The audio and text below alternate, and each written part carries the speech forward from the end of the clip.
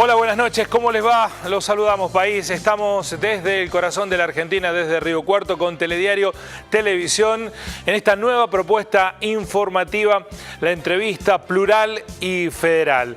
En un día muy caluroso en buena parte de la Argentina, con lluvias en la capital federal, pero con mucho calor en buena parte de nuestro extenso país. El tema de hoy, uno está tentado a decir, vamos a hablar de la justicia, y en rigor de verdad la justicia es un valor supremo. Lo que vamos a hablar es de la circunstancia que atraviesa uno de los poderes del Estado fundamentales, el Poder Judicial, y de esta especie de cercamiento que el poder político viene produciendo, no en este último tiempo, sino de un tiempo a esta parte, pero que se ha pronunciado en los últimos días, la amenaza concreta de juicio político para aquellos jueces que fallan en contra de los lineamientos políticos establecidos por el Poder Ejecutivo. Ese va a ser el tema. Con una justicia cercada por el poder político, ¿podemos estar tranquilos los ciudadanos comunes, los ciudadanos de a pie? De esto vamos a hablar con referentes judiciales de nuestra región. Vamos ahora a adelantarles algunos de los temas. En rigor de verdad siempre elegimos algunos temas puntuales para el comienzo de nuestra entrevista. Hacerlo desde la estricta realidad de lo que ha sucedido hoy. La visita del presidente Mauricio Macri a España en el primero de sus 2 días, mañana va a estar en el Pleno de Diputados, generó adhesiones, elogios y también críticas, cuestionamientos. Adhesiones del poder político, el Partido Popular. Mariano Rajoy felicitó las transformaciones que impulsa Mauricio Macri en la Argentina. También lo hizo el rey Felipe VI, que ha planteado la realidad diciendo que está muy contenta la monarquía española con el proceso de transformación que vive la Argentina, que está sentando las bases del crecimiento, según lo opinó el monarca español. Pero en paralelo, las fuerzas progresistas, de izquierda, los indignados que ahora se representan políticamente en Podemos, criticaron duramente la presencia de Mauricio Macri y le exigieron la liberación de Milagro Sala. El otro tema es judicial. También vamos a hablar de este tema en el programa de hoy, porque el gobierno recibió un fallo adverso. El juez subrogante del Juzgado Nacional de Trabajo número 41, Alejandro Aníbal Segura, dictó la inconstitucionalidad del decreto de necesidad de urgencia que hacía beneficios en favor de las ART y condenaba o perjudicaba a los trabajadores que tenían problemas, los trabajadores que sufren un accidente de trabajo, los obligaba a iniciar un procedimiento administrativo ante las comisiones médicas jurisdiccionales antes de promover una demanda ante el Poder Judicial. Bueno, el juez declaró inconstitucional el decreto. Hay una ley aprobada para ratificar el decreto por el Parlamento que, con este antecedente, podría también ser declarada inconstitucional. Un dato relevante de la jornada de hoy que pasó un poco desapercibido en el mare magnum de informaciones que tenemos todos los días. Y la otra referencia es sobre la seguridad y ocurre en la provincia de Córdoba. Un caso inadmisible de gatillo fácil. Carlos está sin paz. Hay movilizaciones y protestas por la muerte de un joven que iba en motocicleta, Franco Enrique Amaya, de 18 años, a las 2:30 de la madrugada de este día que está terminando, en Villa Carlos Paz. Un control policial lo quiso detener. Aseguran los testigos que no tenía freno la moto, como muchas veces ocurre las motocicletas. Iba él en compañía de otra persona y para frenarla tuvieron que seguir de largo unos metros, se acercaron al cordón para empezar a frenarla y en ese proceso un policía disparó y lo mató. No estaban armados, no querían escaparse. Hay 2 policías imputados detenidos y hay mucha preocupación en Villa Carlos Paz, protestas y también justo en un momento en donde la inseguridad en la provincia de Córdoba está generando voces críticas, se produce este caso de gatillo fácil en Villa Carlos Paz que involucra a 2 policías. Están detenidos ambos, uno el autor material del disparo y otro el responsable operativo de lo que allí sucedió. parte de la información de este día que en la portada de la entrevista Plural y Federal les ofrecemos a ustedes. Gracias por acompañarnos. Vamos a recordar las vías de comunicación. Estamos en Facebook, Plural y Federal, y también tenemos la posibilidad que se comuniquen con nosotros a través de mensajes en el WhatsApp. Allí están los números permanentes. Gracias, Marianela, que es la responsable, la productora de este programa. Voy a saludar, está con nosotros el doctor Ángel Bacino, presidente del Colegio de Abogados de la Ciudad de Río Cuarto. Gracias por venir, doctor. ¿Cómo le va? ¿Todo bien? Encantado de acompañarte. Y gracias, muy amable. Y también el ex camarista, ex juez, hoy gozando de los placeres del descanso, ¿o no tanto? Ningún descanso. Ningún descanso, extrañando la justicia. No, es una etapa cumplida. Ya estamos en otro lado. Juez, camarista durante cuánto tiempo? 10 años y 8 años más de juez correccional. Bueno, gracias a ambos por participar del programa y ayudarnos a analizar esta cuestión que la vamos a relatar brevemente para los que no tengan el registro de lo sucedido, en una breve cronología que, si podemos observar, poner en autos, como se dice en la justicia, respecto de lo que ocurrió con estas dos personas, porque son dos camaristas. La historia comenzó en noviembre del año pasado, cuando la Asociación Bancaria había firmado un preacuerdo con las cámaras ABAPRA y ADEVA para avanzar en un combo paritario, es decir, el arreglo paritario. ¿Qué pasó después? Ese es el titular de la Asociación Bancaria, Sergio Palazzo. La banca extranjera rechazó el acuerdo firmado. Este es el presidente de los bancos que son propiedad de capitales extranjeros. Y la banca especializada también lo rechazó. Y la banca especializada también. El ministro de Trabajo, al momento de liquidar los haberes del 2017, el Ministerio de Trabajo no homologó el acuerdo porque los bancarios querían un 24,5% y el gobierno fijó en el presupuesto que las paritarias, que son libres, tenían que tener un techo, el 18%, para no disparar la inflación. ¿Qué hizo el gremio? Decidió ir a la justicia, judicializar este acuerdo entre partes, y fue ahí cuando intervino la Cámara de Apelaciones, que le dio la razón a la bancaria, a la Asociación Bancaria de Palazzo, y homologó el acuerdo. Renglón seguido, el gobierno nacional, como no le gustó el fallo, presentó el pedido de juicio político para los camaristas Gilbert y Marino, acusados de mal desempeño, falta de idoneidad, negligencia grave e incumplimiento de la Constitución Nacional. Lo que hicieron fue fallar en favor de los trabajadores. ¿Le sorprende, doctor Testa? Hay un par de cositas en lo que es la puesta en autos, sí, que son un poquito diferentes. Cuente. Digamos, el acuerdo, preacuerdo, sí, que habían llegado el gremio con las asociaciones bancarias, son 2 de 4, son 4 cámaras. Pero esas dos aglutinan el 80% de los bancos. Estaba dividido en cuestiones que tenían que ver con el fin de año y otras que eran las bases exactamente en el 2017. Después. Exactamente. Los bancos que no habían adherido al preacuerdo empezaron cumpliendo y estaban pagando tal cual se había arreglado. Cuando el Ministerio de Trabajo lo desconoce, comparece el gremio, lo judicializa el tema, pero no pidiendo la homologación, por vía de amparo. Llega en un juez de primera instancia, esa jueza de primera instancia dice: esto no es materia de feria, no voy a intervenir. El gremio recurre esa resolución de la jueza, va a la Cámara Federal, la Cámara Federal resuelve que hace lugar, dicta una cautelar, dice: por 10 días esto no se toca, y el Estado, el Poder Ejecutivo, no va a tener injerencia durante estos días en esta situación, que es lo que tiene el gremio para iniciar un juicio, las medidas que considere una medida pertinentes. Transitoria. Exactamente. Sobre eso, el gobierno lo recurre, y las cámaras bancarias también, inmediatamente. Esto salió el 31 de enero, a los 4 o 5 de febrero ya estaba recurrido.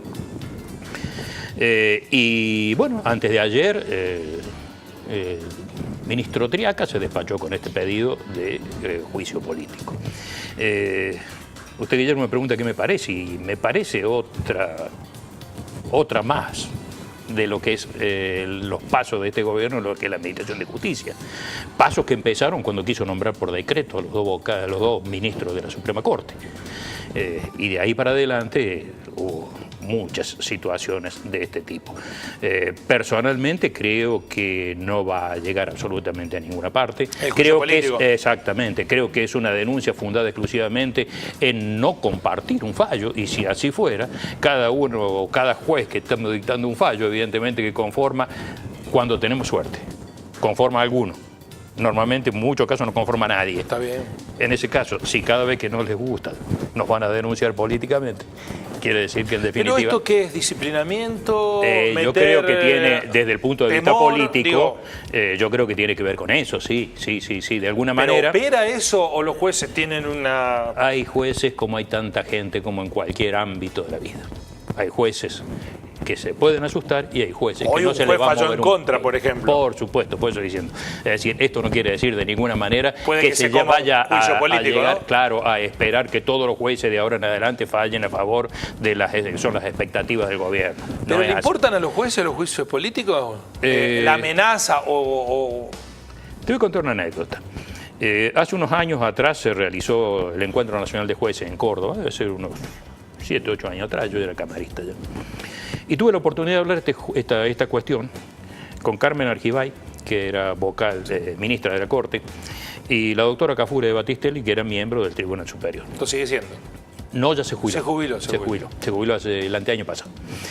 Y las dos, al unísono, me dijeron: olvídate de que los denuncias por juicio político tengan que tener una resolución rápida o que tengamos que pedirlo, porque genera una situación de inquietud personal en alguien que está denunciado, eso no cabe ninguna duda. Es decir, hay gente de carrera, gente que está dedicando toda su vida a eso, y el hecho de que penda sobre su cabeza la espada de Damocles de un juicio que lo puede dejar en la calle sin nada, tiene su peso. Y genera un cierto malestar interior que, aunque alguien diga estas no son balas que me entran, nadie puede negar que hay una inquietud en lo que puede llegar a pasar. Una inquietud interna que puede no traducirse absolutamente nada de lo que es la producción jurídica, lo que se falla. Ahora, doctor, juicio, le pregunto, doctor Baciano, si este es un fenómeno de hoy, de este gobierno, o ya el poder político de hace años, desde la servilleta de Corach, ha venido teniendo injerencia, sobre todo en la justicia federal, que es la más sensible a los casos en donde se juzgan comportamientos de funcionarios nacionales. Yo creo que no, nosotros desde la institución ya lo hemos apuntado cuando el juez federal de Río Cuarto se atrevió a comenzar con los fallos en contra del ANSES, abonando las indemnizaciones a los jubilados. Y también existió esta misma situación. El gobierno anterior, el que le hizo juicio político. Que inclusive exactamente fue una de las mayores críticas que hizo el poder político de turno a la forma de gobernar que tuvo el kirchnerismo. Acá no hablo partidariamente, sino hablo de lo que objetivamente sucedió. O sea que todos los políticos tienen la tentación de manipular la justicia de alguna manera. Y ratifico lo que dice Oscar, a los 30, 40 días de asumido el cargo el señor presidente, nombró por decreto a 2 integrantes de la Corte Suprema. Que actualmente están en la Corte, pero por las vías que corresponden, forzados por las circunstancias. Exactamente, que termina inclusive empañando hasta esas mismas personas que tal vez sean totalmente idóneas para ocupar esos cargos. Y sin duda que es una práctica. Yo hoy decía en un medio, vamos perdiendo de esa manera ese poder de sorpresa que tenemos los argentinos, porque efectivamente ya parece una moneda corriente que al poder político no les guste un fallo y que se realicen todas las presiones correspondientes para, en definitiva, para amedrentar. Pero por el otro lado también, para causar algún tipo de... En paralelo vemos que muchos extraña. jueces cometen torpezas, ya sean funcionales, aberraciones en su fallo o en su vida privada, con los bienes patrimoniales que acumulan, son de dudosa procedencia y sin embargo siguen abulonados en sus sillones. Digo, hay una doble lectura para realizar. Claro. Lo que tiene que tocarse no se toca porque están protegidos, y los que son independientes o no se pueden manejar se los busca acercar, asfixiar. Eso es lo que parece y en la práctica sucede. Lo que uno confía plenamente en las instituciones políticas, y justamente si nosotros somos unos creyentes de que la democracia es la forma de gobernar, y mientras no sean respetados los pilares de la democracia y esta división tripartita de los poderes, y el poder ejecutivo intente de alguna manera entorpecer el trabajo del Poder Judicial, y estamos en un camino con un rumbo o con un destino bastante preocupante. Doctor, ¿usted cree que esto es un fenómeno que depende solamente del análisis de la justicia federal o pasa también en las justicias provinciales de todo el país? La verdad que no podría hablar de las justicias provinciales del país, podría hablar de la justicia local, de la provincia de Córdoba. En la provincia de Córdoba hay toda una cuestión de debate todavía y bastante intenso, aunque soterrado mediáticamente respecto de la eficacia de los juzgados anticorrupción de Córdoba. Fuera de eso, presiones y manipulaciones... Que no hacen nada, básicamente. Bueno, esa es una de las cuestiones que se achacan precisamente, es decir, denuncias importantes que nunca llegan a nada. Fuera de eso, prácticamente yo jamás he tenido una experiencia de alguien que me haya venido a amenazar con un juicio político, ni sé de alguien que haya pasado por una situación idéntica, más allá de los casos que todos conocemos. Está bien, el caso suyo era, usted trabajaba en cuestiones penales, sí. Es más sensible cuestiones de orden económico, supongo yo, donde hay intereses de empresas involucrados. Probablemente sí, pero también hay situaciones en las cuales llegan con acusaciones penales derivadas de esas mismas situaciones. Yo creo que acá si alguien con este tipo de medidas se ha pretendido amedrentar es a quienes vayan de acá en adelante a recibir causas que estén vinculadas principalmente en el orden laboral. Es decir, cómo van a jugar los jueces laborales de ahora en adelante con esas cuestiones que si no hacen lo que está diciendo el Ejecutivo, les meten un juicio político, cómo hacen para con tranquilidad resolver ese tipo de cuestiones. Se va a poner bastante difícil, ni hablar de quienes ahora tengan que recibir esta causa, este amparo. Claro, porque no está resuelto plenamente.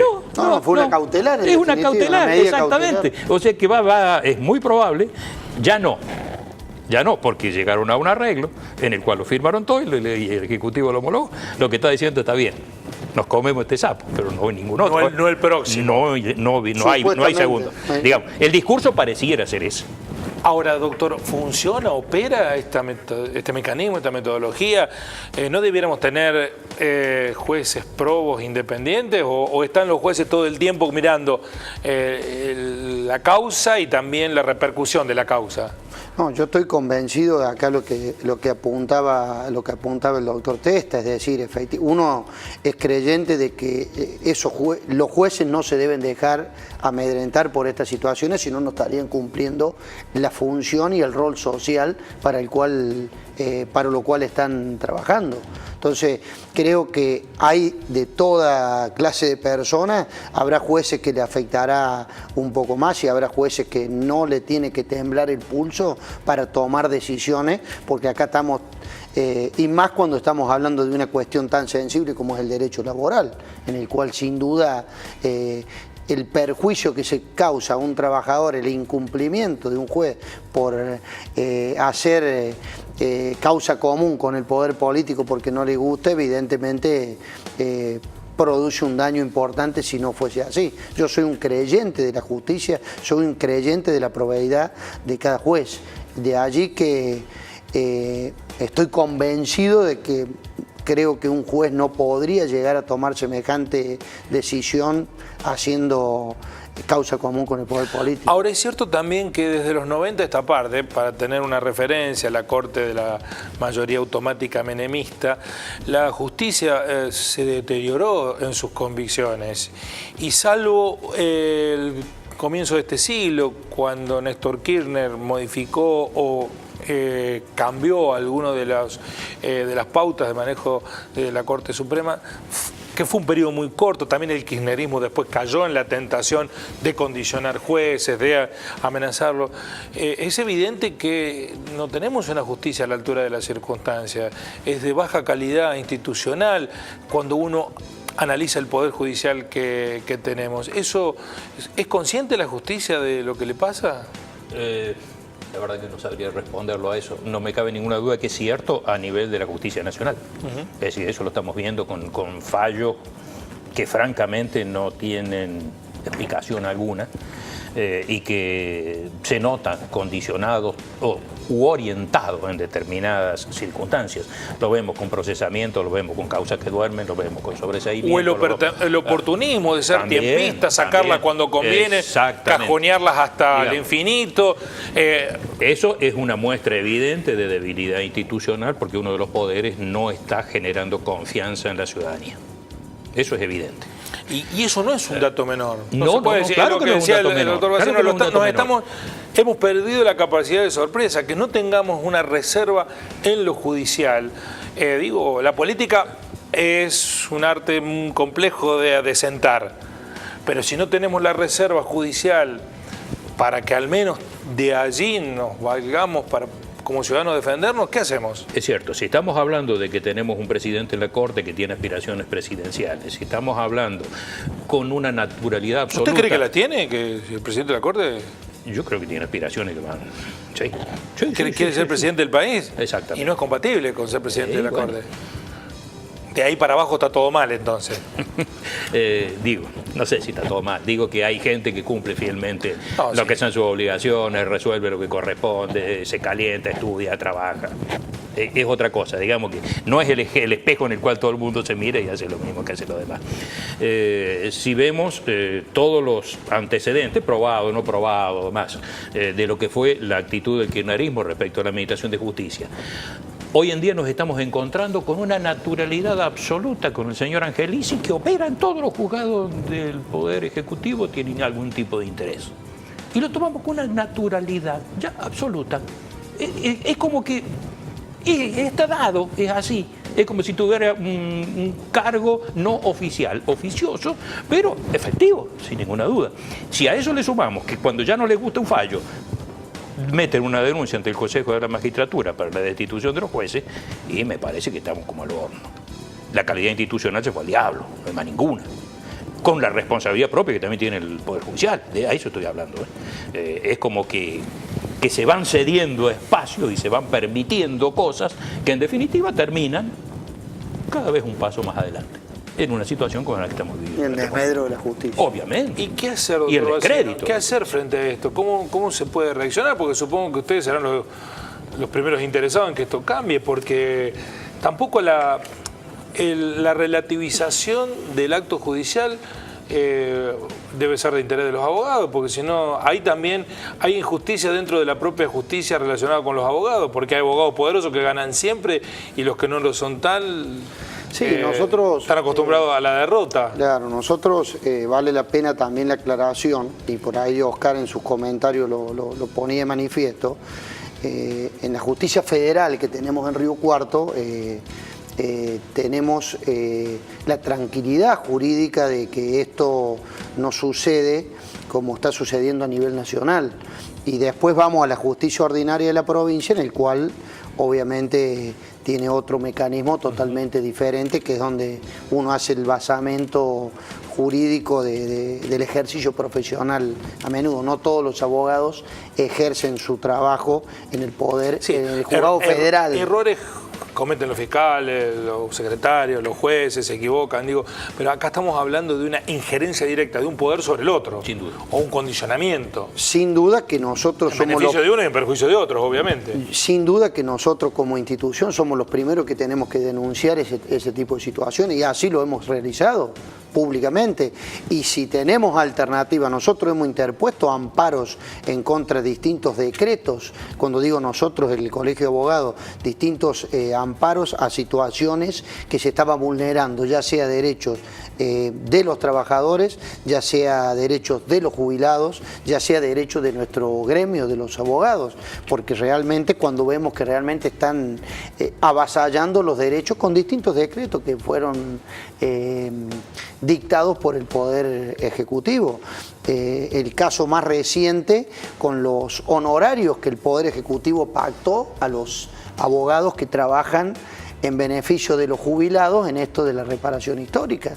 Es decir, vulneran el derecho del abogado a está en pleno juicio, litigio, el amparo interpuesto por el Colegio de Abogados con los abogados que, ratificado por los abogados que ejercen el derecho previsional. Por lo cual atacamos duramente a una determinación totalmente arbitraria. No, un techo, no, un monto directamente. Un monto, inclusive violando totalmente nuestra ley provincial que determina y regula los honorarios profesionales de los abogados.